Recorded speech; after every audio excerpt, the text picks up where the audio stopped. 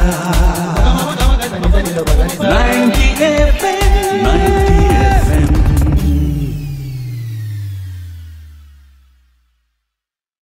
सर्व श्रोत्यांना आणि आचार्य एफएमच्या सर्व टीमला दिवाळीच्या हार्दिक शुभेच्छा. वा. भारतात दिवाळी हा सण खूपच प्रसिद्ध आहे. विविध राज्यात संस्कृतीप्रमाणे दिवाळी साजरी केली जाते. महाराष्ट्रात शेतीप्रधान राज्य असल्यामुळे दिवाळीची सुरुवात ही वसुबारसेपासून केली जाते. गायी, गुरे, जनावरे यांना घरात महत्वाचे स्थान आहे. गायी जनावरांना कृतज्ञता दाखवण्यासाठी हा दिवस दिवाळीचा पहिला दिवस म्हणजे वसुबारस. वसुबारस हा दिवस कृतज्ञता दिवस म्हटला जातो. अश्विन शुद्ध महिन्यातील कृष्ण द्वादशीस हा दिवस साजरा केला जातो. ह्याला गोवत्स द्वादशी असेही म्हटले जाते.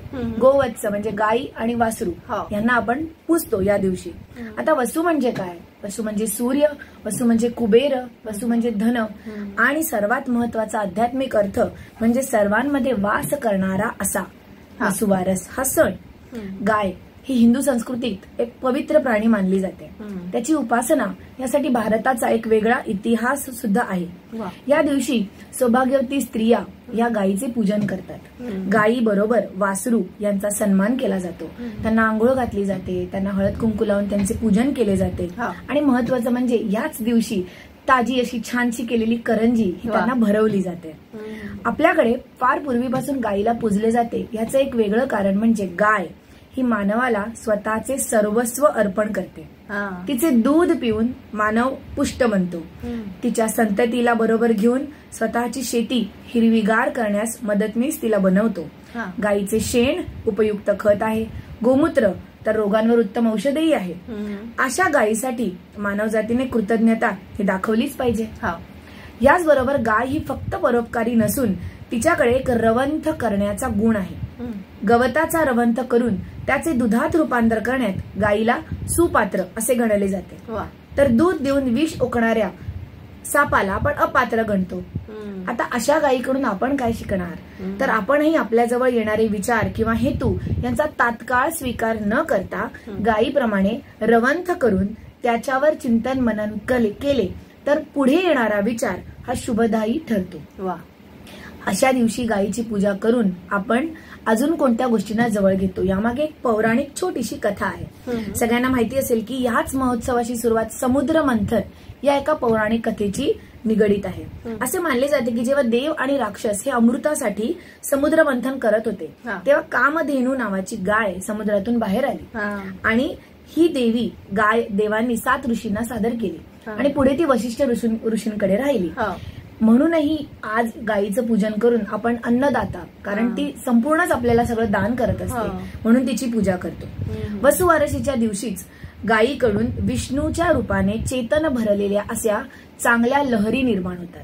मग जेव्हा आपण गायीची पूजा करतो तेव्हा ह्याच विष्णू रूपाने उत्सर्जित केलेल्या ह्या लहरी आपणही शोषून घेऊ शकतो. आणि म्हणून पूर्वापारपासून गायीची अशी छान पूजा करून आपण वसुबारशीची सुरुवात करतो. आजही कित्येक घरात मुद्दामून देवासमोर गायी आणि वासराची मूर्ती ठेवून त्याचे पूजन केले जाते आणि संध्याकाळी छानशी अशी गायीला भेटून किंवा तिला करंजी देऊन आपण तो दिवस एक फळ म्हणतो की दिवस पूर्ण केला असं समजून तो दिवस साजरा करतो. सो दिवाळीची अशी छानशी सुरुवात ही आपण वसुबारसेने करतो. आणि गायीकडे जवळ गेलं आपण आता चारा देतो, गायीला लाडू देतो, तेव्हा सुद्धा किती आपल्याला छान प्रसन्न वाटतं नाही? हो. आणि काही गायी असं आपल्याला जाणवतं की त्या जणू ती करंजी खाण्यासाठी या आपसूक म्हणजे समोरून पुढे येतात आणि खातात. म्हणजे त्यांनाही माहिती असतं की आजचा दिवस हा माझा आहे आणि लोक तो चांगला माझ्या जवळ येऊन साजरा करतात. खरंच. आणि आईचं किती महत्व आहे आणि आपल्याला जन्म देण्यापासून हे आईचं जसं महत्व आहे तसंच 33 कोटी देव हे गोमातेमध्ये आहेत आणि आपण किती पूजतो गोमातेला. आणि प्रत्येक गोष्ट गायीच्या म्हणजे तूप दूध हे तर आहेच, पण प्रत्येक गोष्ट ही गायीपासून आपल्याला घेण्यासारखी आहे आणि इतकं देण्याचा समर्पक भाव असतो गायीमध्ये आणि ती अपेक्षा पण करत नाही की तिला त्या बाबतीत आपल्याला काहीतरी मिळालं पाहिजे. कसंही अगदी निस्पृह भावनेने गाय आपल्याला सगळं देत असते. आणि खरंच आज गायीमुळे आपला सगळं सांसारिक आपलं जे सगळं सुख आहे ते खरं तर गोमातेच्या आशीर्वादामुळे आपल्याला मिळतं. आता सोनाली ताई, आपण दिवाळी आहे त्यामुळे सगळ्याला खुसखुशीत एक पदार्थ सांगत असतो आणि मस्तपैकी म्हणजे ह्या कार्यक्रमाचंच एक स्वरूप आहे. या कार्यक्रमाचं स्वरूप असं की दिवसाचं महत्व आणि त्याच्या अनुषंगाने येणारा एखादी पाककला म्हणजे किंवा एक सुंदरसा पदार्थ. तर आम्हाला उत्सुकता आहे, आज तुम्ही आम्हाला काय सांगणार आहात? मी माझ्या लहानपणापासून म्हणजे महाराष्ट्रीयन घरामध्ये असं नैवेद्य दाखवण्याचं ताट म्हटलं की अशी डावी बाजू जी आहे ना ती चटणी, कोशिंबिरी आणि पंचामृतांनी भरलेली पाहिजे. हे पंचामृत जे आहे ते माझ्या अतिशय आवडीचं आहे. आणि आमच्याकडे अजूनही गणेशोत्सवात किंवा नवरात्रात, दिवाळीत असं आपण नैवेद्याचं ताट तयार केलं की त्यात पंचामृत हे असलंच पाहिजे. आता याला पंचामृत नाव पडण्याचं महत्वाचं कारण म्हणजे यामध्ये 5 गोष्टी महत्वाच्या असतात. सुकं खोबरं, तीळ, शेंगदाणे, काजू आणि बेदाणे. आता ह्या 5 गोष्टी आपण भरभरून घातल्या की ते छानसं असं पंचामृत तयार होतं. यामध्ये सुकं खोबरं भाजून घेतलं जातं, थोडेसे तीळ भाजून घेतले जातात, शेंगदाणे भाजून घेतले जातात. मग त्याची आज आपण आता मिक्सर वापरतो, नाही तर पूर्वी त्याला कुटलं जायचं आणि त्याची अशी खुशखुशीत थोडीशी नरम आणि थोडीशी त्याच्यात दाणे येतील असा एक कूट तयार करायचे. मग त्याला एक फोडणी दिल्यानंतर त्याच्यामध्ये कढीपत्ता, मिरची अशी एक फोडणी दिली जाते. मग हे सारण आपण त्याच्यामध्ये घालतो.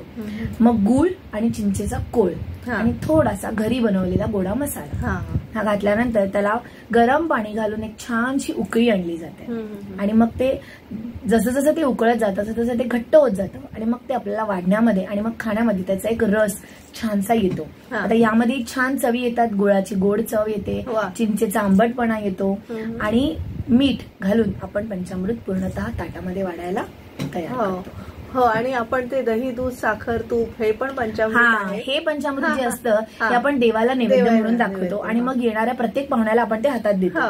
आणि हे पंचामृतामध्ये महत्वाचं असं असतं की ते घेतल्याशिवाय ना आपला दिवस किंवा आपला तो जो कार्यक्रम असतो, पूजेचा विधी असतो, तो पूर्ण होत नाही. आणि जसं हे पंचामृत खाल्ल्याशिवाय ताटातील पंचामृत खाल्ल्याशिवाय आपलं जेवण पूर्ण होत नाही. वा वा, खूप सुंदर. आणि असं म्हणजे आज वसुबारस आहे आणि त्या अनुषंगाने पंचामृत हे खूप छान रेसिपी म्हणू आपण, तुम्ही खूप सुंदररित्या सांगितली. आणि आज तुम्ही दिवाळी निमित्त वसुबारसच्या या औचित्याने आज आमच्या स्टुडिओमध्ये आलात, तुमचे खूप खूप आभार. आणि मला एक आठवण सांगायची होती. जरूर जरूर.